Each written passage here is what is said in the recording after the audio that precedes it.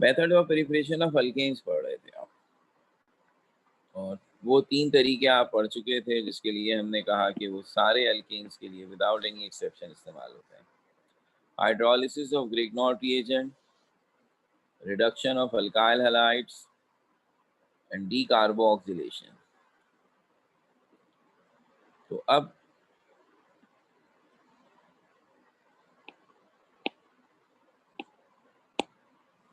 हम इस्तेमाल करेंगे चौथा तरीका, जिसके लिए ये तय हो गया कि वो तरीका जो है वो दरअसल सारे अल्केन्स के लिए होगा सिवाय अल्काइल हैलाइड्स के। जी सनिया लतीफ।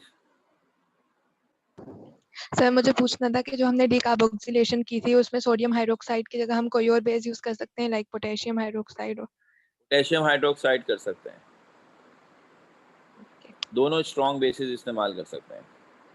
Only strong bases? सिर्फ स्ट्रॉन्ग बेस, सोडियम हाइड्रोक्साइड और potassium hydroxide. Okay, thank you.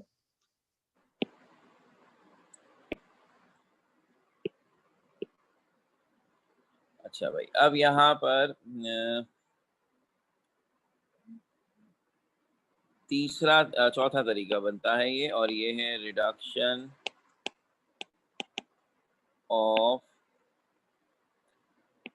Alkenes. जैसा कि हमने लास्ट टाइम आपसे कह दिया था, इसका थोड़ा सा गुफ्तगू इसके मुतालिक हो गई थी कि ये है बेसिकली हाइड्रोजनेशन और एडिशन ऑफ हाइड्रोजन। और फिर ये भी कह दिया था कि yes it is like this कि अल्कीन में हम हाइड्रोजन ऐड करेंगे तो वो अल्केन बन जाएगा। तो प्रॉपर तरीके से अगर जनरल इक्वेशन लिखें तो अल्कीन की जनरल रिप्रेजेंटेशन ऐसे होती है, और ये जहन में रहे कि जब आप इस तरह खाली डैश लगाते हैं तो आप ये कहना चाह रहे होते हैं कि इन जगहों पर या तो हाइड्रोजन लग सकता है या कार्बन लग सकता है, ठीक है, और कोई ऑप्शन नहीं है आपके पास। तो ऐसी बात है, अल्कीन है, उसमें हाइड्रोजन और कार्बन के अलावा तो और कोई होगा भी नहीं ना। तो हाइड्रोजन ऐड करेंगे किसी भी अल्कीन में तो डबल बॉन्ड खत्म हो जाएगा, उसकी जगह सिंगल बॉन्ड आ जाएगा। जो वैलेंसियां पहले खाली थी वो अभी भी उसी तरह खाली हैं, यानी जो कुछ उनमें पहले था वो अभी भी वही रहेगा। सिर्फ ये डबल बॉन्ड खाली होने से जो नया दो वैलेंसियां कार्बन की खाली हैं उनके साथ हाइड्रोजन लग गया। इस तरह जब दो कार्बन के बीच में सिंगल बॉन्ड हो और वो हाइड्रोकार्बन हो तो वो अल्कीन हो जाता है। और ये बात भी बताई कि हाइड्रोजन जब किसी रिएक्शन में ऐड हो रहा हो या रिएक्शन में हिस्सा ले रहा हो तो वहाँ मॉलिक्यूल अगर है तो कैटलिस्ट यूज होगा, और कैटलिस्ट में 3 कैटलिस्ट थे, निकल, प्लाटिनम, प्लाटिनम। लेकिन जो सबसे बेहतरीन कैटलिस्ट इस पर्टिकुलर रिएक्शन के लिए यानी डबल बॉन्ड में हाइड्रोजन ऐड करने के लिए वो हमने निकल माना है, और ये भी बता दिया था कि पाउडर फॉर्म में इस्तेमाल होता है, इसको रैनी निकल कहते हैं, थोड़ी सी हीट करनी पड़ती है। That was the equation. और अब मेरा ख्याल है जब मैंने ये इक्वेशन लिखी तो आपको उसी वक्त अंदाजा हो गया कि इससे सारे अल्केन बन जाएंगे, मीथेन नहीं बनेगा, क्योंकि नजर आ रहा है कि अल्कीन कम से कम 2 कार्बन वाला होता है, 1 कार्बन वाला अल्कीन होता ही नहीं है। तो जब मैं 2 कार्बन वाले अल्कीन में हाइड्रोजन ऐड करूंगा तो उससे 2 कार्बन वाला अल्केन बनेगा।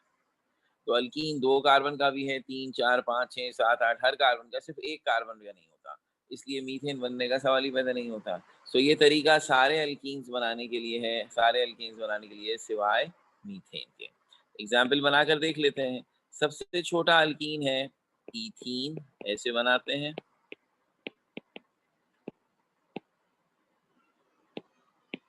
हाइड्रोजन ऐड करें इन दी प्रेजेंस ऑफ निकल, थोड़ी सी हीट, तो ये बन गया, डबल बॉन्ड खत्म हुआ और दोनों कार्बन के साथ एक एक हाइड्रोजन लग गया, और डबल बॉन्ड की जगह अब रह गया सिंगल बॉन्ड, तो ये बन गया ईथेन। तो ईथीन से बन गया ईथेन। तो अब अगर मैं 3 कार्बन वाला प्रोपीन ले लूं और उसमें हाइड्रोजन ऐड करूं निकल की मौजूदगी में, तो ये बन जाएगा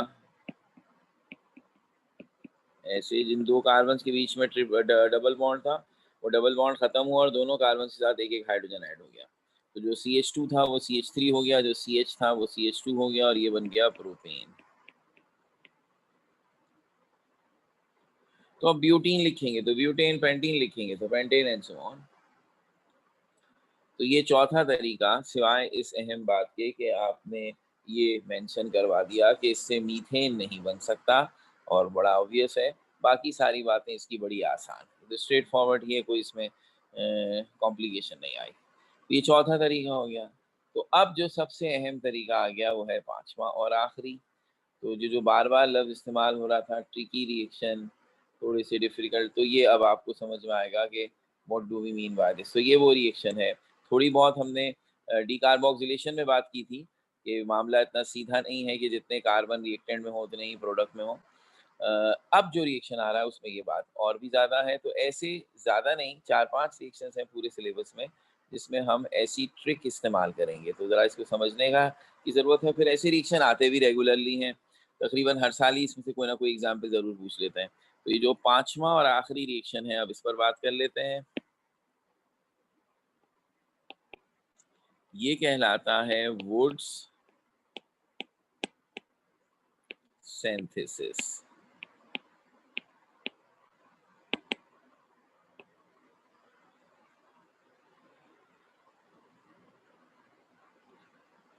वुड साइंसदान का नाम था जिसने ये रिएक्शन का, हमें कहना चाहिए कि ये रिएक्शन प्रपोज किया था, तो इसलिए उसके नाम पर इसको वुड सिंथेसिस, सिंथेसिस किस चीज़ को बनाना, अल्केन बना रहा है, वुड साइंसदान का नाम। तो इस रिएक्शन में क्या होता है, इसमें भी हम अल्काइल हैलाइड ही इस्तेमाल करते हैं, लेकिन ज़रा अलग अंदाज से। तो कोई भी अल्काइल हैलाइड ले लीजिए विदाउट एनी रिस्ट्रिक्शन, और उसका रिएक्शन हम करवाएंगे सोडियम मेटल से।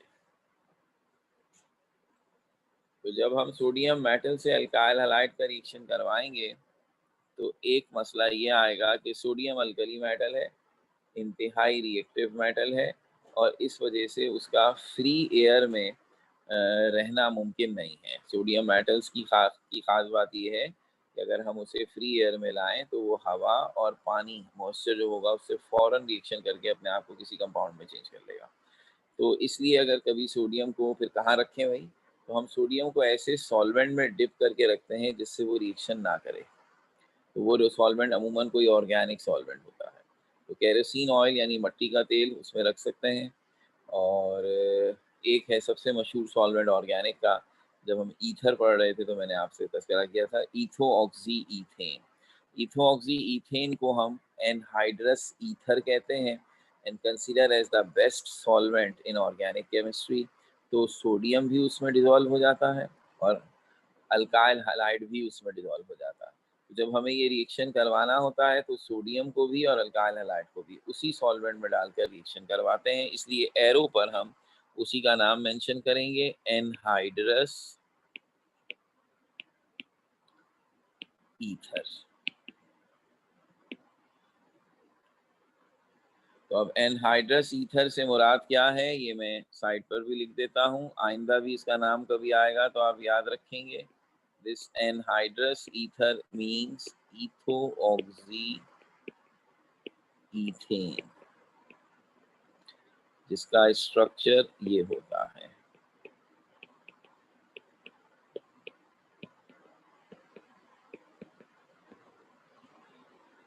ठीक हो गई बात।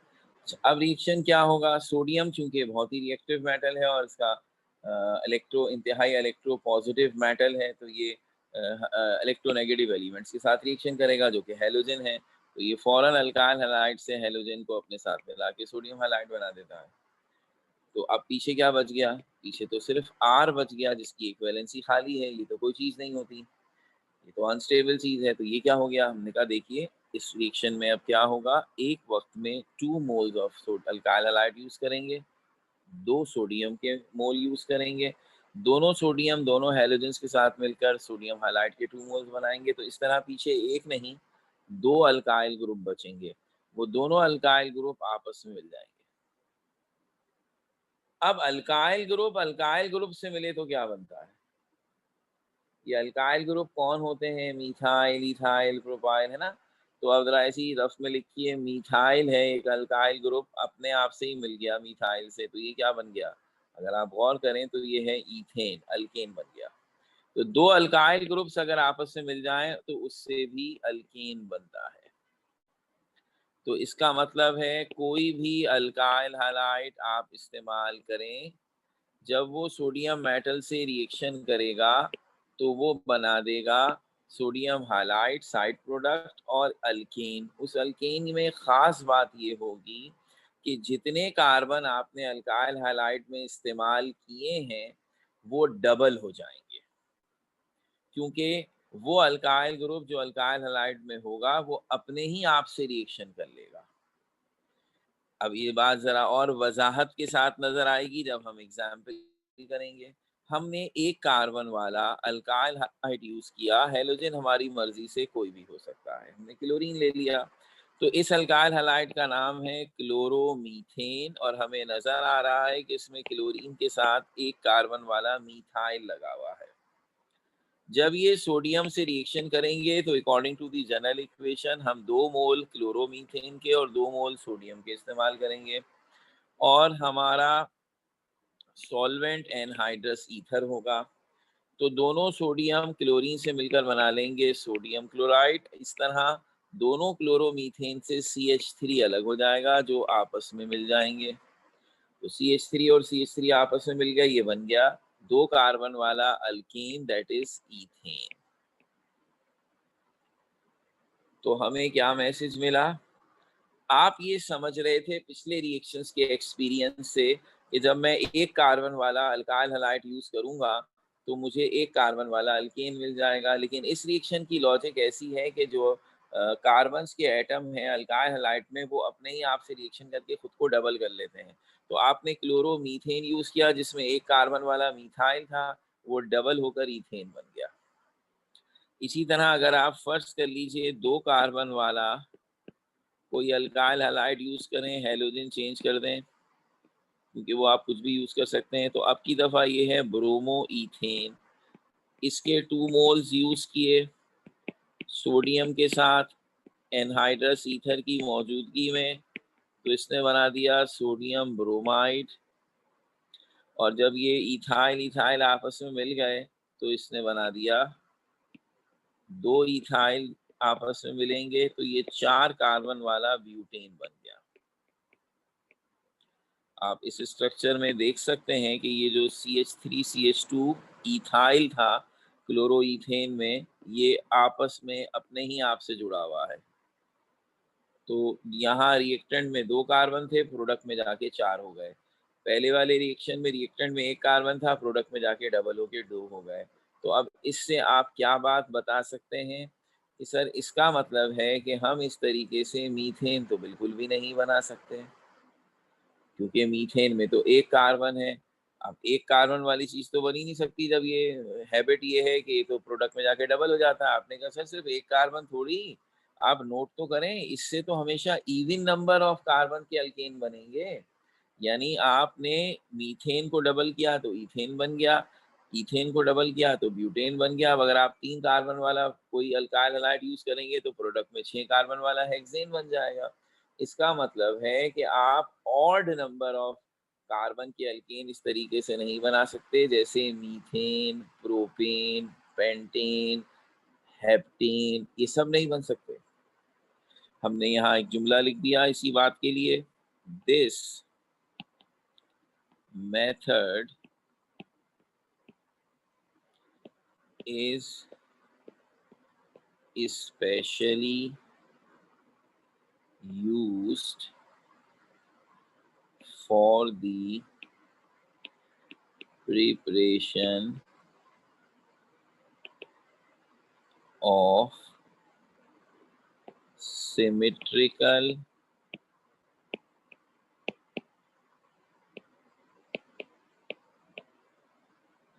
alkenes।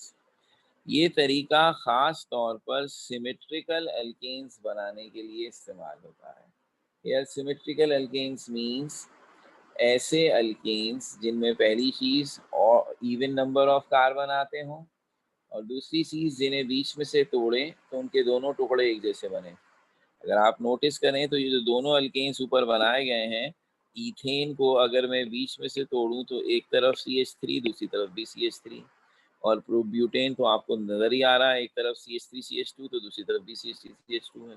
तो ये हैं कौन से अल्केन? सिमेट्रिकल। इनका अपोजिट कौन होता है? एसिमेट्रिकल। जिनमें ऐसा नहीं है, मिसाल के तौर पर अगर आपके पास है प्रोपेन जिसमें 3 कार्बन होते हैं, आप उसे कहीं से भी तोड़ेंगे दोनों टुकड़े एक जैसे नहीं बनेंगे। मिसाल के तौर पर यहाँ से तोड़ेंगे, एक तरफ 2 कार्बन जाएंगे, एक तरफ 1 कार्बन जाएगा, इसके अलावा तो कोई ऑप्शन ही नहीं है आपके पास। तो ये एसिमेट्रिकल अल्केन है। तो इस लाइन के मुताबिक आप ऐसे अल्केन्स वुड सिंथेसिस की मदद से नहीं बना सकते। बहुत ही शराफत वाली बात लग रही है अब। अच्छा, तो अब ये हो गया कि बस जो जितने भी कार्बन रिएक्टेंट में होंगे उन्हें डबल कर दो। इनका नहीं, इतना सीधा नहीं है बाबू ये रिएक्शन। आहिस्ता आहिस्ता जरा मैं इसको तफसील से समझाता हूँ। सिर्फ ये पहले बता देता हूँ, 92 में हमने वर्ल्ड कप जीता था, उसकी बात नहीं हो रही। 92 में इस किताब से दूसरा पेपर बना था और उसमें ये रिएक्शन आया था 8 नंबर का, 8 मार्क्स का। तो ऐसे सिर्फ ये 2 + 2 4 के लिए तो 8 नंबर नहीं दे देगा ना कोई। उसके बाद भी वो क्वेश्चन कई दफ़ा आया है, नंबर थोड़े उन्होंने कम कर दिए क्योंकि एग्जाम्पल कम कर दी थी, लेकिन ये अब तक आता है और ये बड़ा ज़बरदस्त रिएक्शन होता है। तो आखिर इसमें क्या कोई और भी ज़बरदस्त बात है? तो मैं स्टेप बाय स्टेप बताता हूँ। पहली बात तो मैं एक चीज़ बता दूँ जो मैं समझाऊँगा सबसे आखिर में, क्योंकि उसकी ज़रूरत नहीं है, वो हमारे सिलेबस की नहीं है। वो ये है कि ये मत कहिएगा कि इस तरीके से ऑड नंबर वाले अल्केन्स नहीं बन सकते, ऐसा नहीं है। ये मैंने जो जुमला भी लिखा है ना, इसमें जो बात लिखी हुई है कि this method is specially used, इसे हम खास तौर पर ऐसे अल्केन्स बनाने के लिए इस्तेमाल करते हैं जो सिमेट्रिकल हो। इससे ये नहीं पता चलता कि एसिमेट्रिकल नहीं बन सकता। इससे ये पता चलता है कि एसिमेट्रिकल बनाना हो तो ये तरीका थोड़ा मौजू नहीं है, बन तो सकता है। इससे सिर्फ मीथेन नहीं बन सकता, ये पल्लू से बांध लें। इस तरीके से सिर्फ मीथेन नहीं बन सकता, प्रोपेन, पेंटेन, हेप्टेन, नॉनेन ये सब बन सकते हैं, लेकिन वो सब जब बनते हैं तो उसमें कुछ ऐसी गड़बड़ होती है, या यूँ कह लीजिए वो प्योर नहीं बनते। इसलिए अगर हमें पेंटेन या प्रोपेन बनाना हो तो हम कहते हैं किसी और तरीके से बना लीजिए ताकि आपको प्योर सैंपल मिल जाए। इस तरीके से बनाएँगे तो वो इम्प्योर मिलेगा। तो दैट्स व्हाई हमने ये जुमला लिखा है कि एसिमेट्रिकल बनाना हो तो ये तरीका प्रेफर नहीं करते, क्योंकि इससे एसिमेट्रिकल अल्केन्स इम्प्योर बनते हैं। अलबत्ता सिमेट्रिकली बेहतरीन में फौरन आऊँगा, प्रोपेन कैसे बन सकता है? और ये तो वो बात नहीं है। तो ये चूँकि बात मेरे सिलेबस से इसका ताल्लुक नहीं है, हमारे सिलेबस वाले इन ड्रामों में नहीं पढ़े, लेकिन ये मैं सबसे आखिर में ज़रूर बताऊँगा कि इससे प्रोपेन कैसे बनता है, उसकी टेंशन अभी मत। अभी मैं उस चीज़ को कर लूँ जो इंतहाई अहम है, जो पेपर में आती है। तो पेपर में आने वाली हो तो गई, अभी और क्या होगा? ये नहीं तो हुई ना, यही तो सारी बात है। इसके सवाल में बड़ी ज़बरदस्त ट्रिक है, जो अभी शायद हमें पता नहीं चल रही, तो आइए देख लेते हैं। तो चल जाती है, आप माशाल्लाह ज़हीन लोग हैं, मैंने सुना है। तो अगर मैं आपसे तीसरी एग्जाम्पल आपसे करवा लूँ, तो क्या हर्ज है? तो तीसरी एग्जाम्पल ये है कि आप इक्वेशन लिखें, रिएक्शन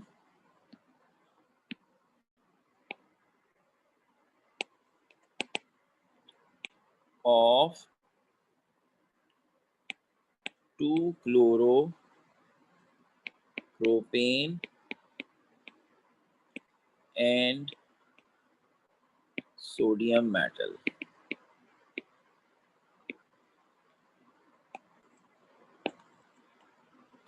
और मुझे बताएं कौन सा अल्केन बनेगा, हैंड रेज कर सकते हैं।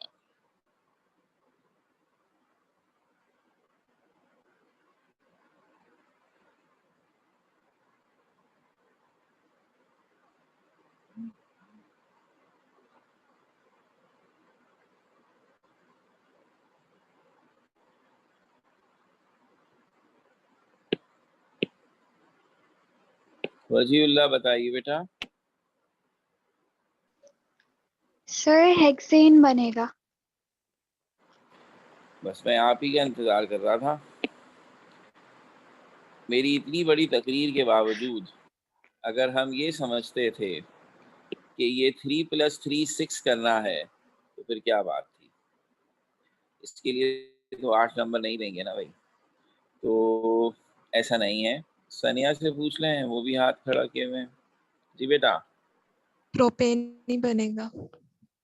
प्रोपेन ही बनेगा, आपने तो छक्का लगा दिया बेटा।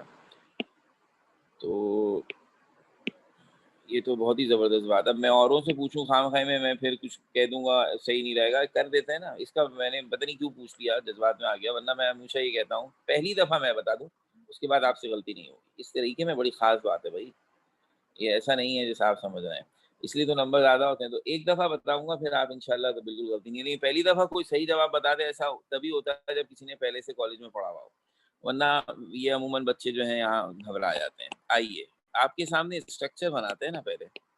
ये है 2-क्लोरोप्रोपेन। अगर बात समझ में आई होती और आप सिर्फ ये रिएक्शन पूरी करते ना, तो आपको जरा भी परेशानी नहीं होती। ये है रिएक्शन, देखिए, अब गौर से देखते जाइएगा भाई, बहुत जबरदस्त जाइए। ये तो मैंने रिएक्शन की फॉर्मेलिटीज पूरी कर दी और आपके सामने 2-क्लोरोप्रोपेन भी बना दिया ना।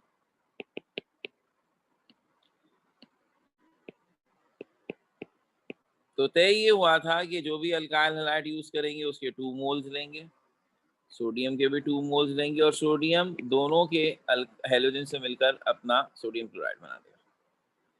अब खुद सोचिए, आपके पास 2-क्लोरोप्रोपेन था, ये मैं रफ में आपके लिए खास तौर पे दोबारा बना, एक 2-क्लोरोप्रोपेन, ये 2 थे ना भाई, तो दूसरा भी बना देता हूँ साथ ही, और दोनों के क्लोरीन एक साथ एक ही तरफ बना दिए, तो बताने में आसानी रहे।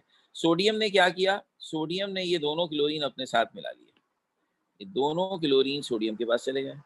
अब आपके पास 3-3 कार्बन के 2 अल्काइल ग्रुप ऐसे आ गए जिनके सेकंड कार्बन के साथ क्लोरीन लगा हुआ था ना, तो सेकंड कार्बन खाली हो गया। तो इस प्रोपेन का सेकंड और इस प्रोपेन का सेकंड आपस में मिलेंगे, तो ये टोटल कार्बन 6 तो हो गए, मगर ये हेक्सेन नहीं है, ये हेक्सेन का आइसोमर है। गौर से देखिए, अगर बीच वाले कार्बन को बीच वाले कार्बन से मिलाएंगे, क्योंकि क्लोरीन तो उस कार्बन के साथ ही लगा हुआ था ना, जिस कार्बन से क्लोरीन हटेगा उसी कार्बन की वैलेंसी खाली होगी ना, तो वो दोनों जब आपस में मिलेंगे तो ये 6 कार्बन वाला एक ऐसा कंपाउंड बनेगा जिसकी पेरेंट चेन ये है और ये दोनों ब्रांचेस हैं। It is 2,3 dimethyl butane. यहाँ दोबारा आपके सामने बना रहा हूं, आपके पास था 2-क्लोरोप्रोपेन, उस 2-क्लोरोप्रोपेन में से क्लोरीन हटा दीजिए तो यही चीज बचेगी। अगर मैं ये क्लोरीन हटा दूं तो यही चीज बचेगी, ये मैंने यहां बना दी, ऐसी 2 बनेंगी, तो दूसरी भी बना देते हैं। और जब ये दोनों बनेंगी तो दोनों के सेकंड कार्बन पर एक एक वैलेंसी खाली हुई है, वो आपस में मिल गए, तो ये चीज बन गई 2,3 डाइमिथाइल ब्यूटेन। तो 6 कार्बन बिल्कुल हैं इसमें, मगर this is not straight chain hexane. और प्रोपेन तो खैर सवाल ही पैदा नहीं होता था। तो हमने आपसे कहा था जो भी अल्काइल ग्रुप होगा वो डबल हो जाएगा, और डबल होते वक्त इस बात का ख्याल रखेंगे कि उनके वो कार्बन आपस में मिलेंगे जिनके साथ हैलोजन लगा हुआ है। तो ये देखने के लिए कि कौन से कार्बन के साथ हैलोजन लगा हुआ है उन्हें आपस में मिलाएंगे, तो हमेशा हमें कोई ऐसी ही ब्रांच चेन वाले अल्केन्स मिलेंगे जैसे अभी मिल रहा है। तो अब ऐसी और भी एग्जाम्पल करनी चाहिए ताकि हमारी अच्छी तरह प्रैक्टिस हो जाए। तो ऐसा एक क्वेश्चन किताब में है, लेकिन उस किताब वाले क्वेश्चन की सारी एग्जाम्पल्स हो गई हैं इत्तेफाक से, तो हम उसी क्वेश्चन को यहाँ लिखते हैं, लेकिन एग्जाम्पल वो लिखते हैं जो 5 ईयर में आई हैं, हमारी सारी प्रैक्टिस हो जाएगी। ठीक है ना। तो आइए देखते हैं, अब गलती नहीं होगी इंशाल्लाह आपसे। ये है पेज 162 किताब का, क्वेश्चन नंबर है 8। Which alkane is produced when following alkyl halides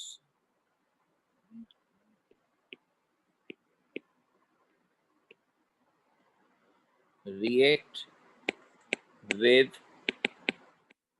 sodium metal in the presence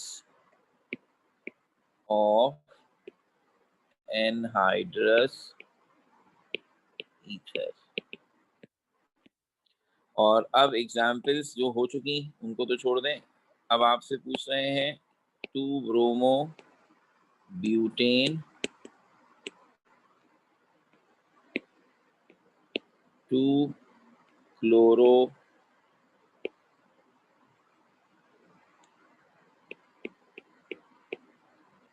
2-methyl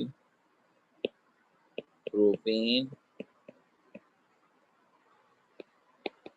और 2-iodo 3-methyl ब्यूटेन। तो सबसे पहला फोकस कीजिए 2-ब्रोमोब्यूटेन पर। जैसे अभी 2-ब्रोमोप्रोपेन हमने किया था, ये 2-ब्रोमोब्यूटेन आ गया। और जल्दी से मुझे बताइए क्या बना।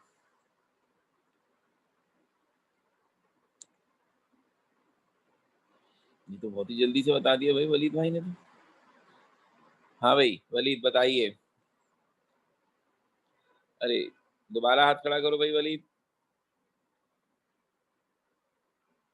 यस, हाँ भाई अनम्यूट किया मैंने आपको, बताइए। अस्सलाम वालेकुम सर। वालेकुम अस्सलाम। सर ये बनेगा 3,3 डाइमिथाइल हेक्सेन। जल्दी कर गए थोड़ी सी, तो 3-3 नहीं है, 1 2 3 4 जबानी करने के चक्कर में रह गए। Sir 3 4 sorry 3 4। Very good very good very good very good. अब मैंने कहा था ना, पहली दफा में आप रेडी नहीं थे आप लोग। ये सवाल थोड़ा सा ऐसा कोई किया ही नहीं कभी आपने, तो ऐसे तो नहीं ना फिर। तो आप लोग रेडी नहीं थे, आपने समझा बस डबल कर दें तो हो गया। लेकिन अब आपको समझ आ गई तो कोई इतनी बड़ी भी मुश्किल चीज नहीं है। मगर ये है कि स्ट्रक्चर प्रॉपर बनाए, बिल्कुल हो जाएगा। तो बाकी दोनों की ट्राई करें बाकी लोग। जब तक मैं ऐसे बच्चों के लिए जो अभी भी अगर कंफ्यूज हैं, 2-ब्रोमोब्यूटेन वाला काम करके दिखा रहा हूँ। 2-ब्रोमोब्यूटेन सही तरीके से रिएक्शन में बनाएंगे। हियर इट इज, 4 कार्बन वाला ब्यूटेन जिसके सेकंड कार्बन पे ब्रोमीन लगा है, और जिस सेकंड कार्बन पे ब्रोमीन लगेगा वो CH होगा। और इसी तरह इसका रिएक्शन सोडियम मेटल से करवाएंगे in the presence of anhydrous ether. ये तो कंडीशन क्वेश्चन में भी बता दी हमने। और दोनों सोडियम ब्रोमीन से मिल गए, सोडियम ब्रोमाइड। अब हमें फैसला करना है कि क्या बने। जैसे मैंने आपसे कहा, अकलमंदी की बात ये है कि इस कंपाउंड का ये हिस्सा बचेगा, ब्रोमीन हटा देंगे आप।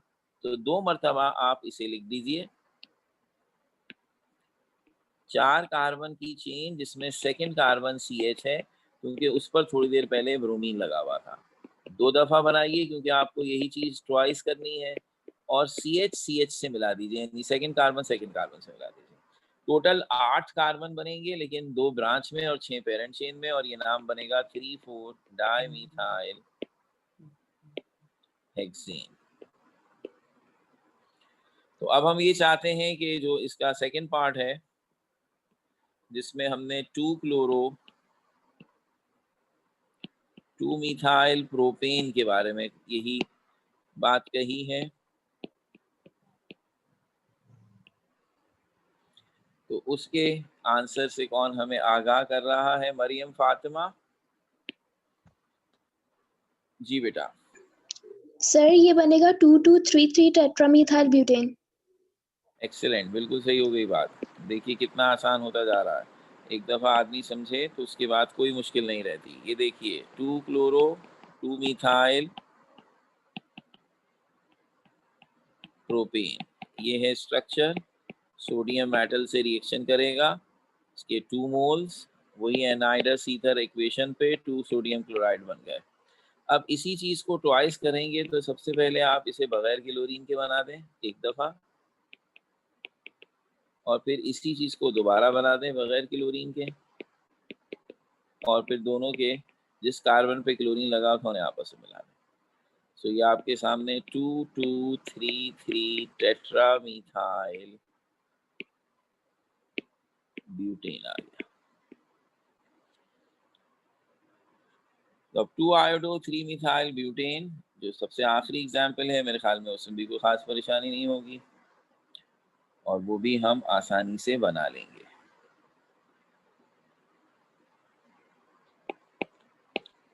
To iodo 3-मिथाइल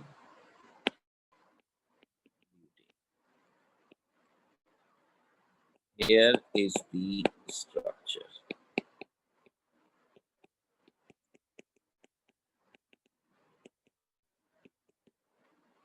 Two iodo 3-methyl butane when react with sodium metal in the presence of anhydrous ether, sodium iodide बन गया।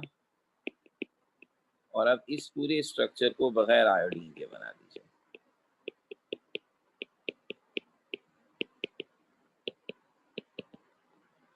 आयोडीन खत्म किया, दूसरी दफा भी यही करते हैं और सेकंड से सेकंड कार्बन मिलाना है। तो आपके सामने बनेगा 2 3 4 5 टेट्रा मिथाइल हेक्सेन। तो ये है इस रिएक्शन की खास बात, जिसके मुताबिक हमें सिमेट्रिकल अल्केन्स मिले हर दफ़ा और थोड़ी सी समझदारी का सबूत देना पड़ा। तो ये रिएक्शन इम्तिहान में इसलिए बहुत आता है। अब एक एग्जाम्पल दे दें तो वो 1 नंबर या 2 नंबर की होंगी, ज़्यादा एग्जाम्पल दे देंगे ज़्यादा नंबर की होंगी। जब पहली दफ़ा ये 8 नंबर का आया था तो 4 एग्जाम्पल दी गई और हर एग्जाम्पल के 2 मार्क्स थे। तो इसी तरह वो सारी एग्जाम्पल इन क्वेश्चंस में कवर हो गई हैं। और उसके बाद भी यूँ ही होता रहा, कभी 2 एग्जाम्पल पूछते थे, कभी 3, कभी 1 ही पूछते थे, कभी 1 नंबर की होती थी, कभी 2। अब इतने पेपर बन गए हैं कि हर तरह का अंदाज उन्होंने फॉलो किया, लेकिन ऑलमोस्ट हर साल इसकी कोई एक एग्जाम्पल जरूर पूछी गई है। निरीक्षण ही ऐसा है कि ये जरूर पूछते हैं। तो अब आखिरी बात जिसका अब निरीक्षण हमारे लिहाज से मुकम्मल हो गया। अब एक सिर्फ वो बात अगर दिल में रह गई है कि क्या वाकई इससे प्रोपेन बन सकता है, तो बिल्कुल बन सकता है। इसका हमारे सिलेबस से लेना देना नहीं है, वो इस चक्कर में नहीं पड़े। लेकिन प्रोपेन बन सकता है, बस ये होगा कि वो प्योर नहीं होगा। प्योर बनेगा, बिल्कुल बनेगा। तो ज़रा सोचिएगा कैसे। हम अगली दफ़ा सबसे पहले ही बता देंगे दिलों के इत्मीनान के लिए, फिर आगे बढ़ेंगे। तो methods of preparation of alkane ख़त्म हो चुके और हम अब रिएक्शंस ऑफ अल्केन से कंटिन्यू करेंगे। पहले आपसे पूछेंगे कि क्या आप में से कोई ये सोच पाया 2 बातें कि प्रोपेन पेंटेन कैसे बनता है, और अगर बनता है तो उसमें क्या प्रॉब्लम है, यानी वो इम्प्योर क्यों होता है। दोनों बातें समझ में आ जाएंगी और फिर हम आगे बढ़ेंगे। ठीक है, थैंक यू वेरी मच। ये सारे लेक्चर्स की जो आज की स्लाइड्स हैं मैं अभी आपसे शेयर कर लूँगा।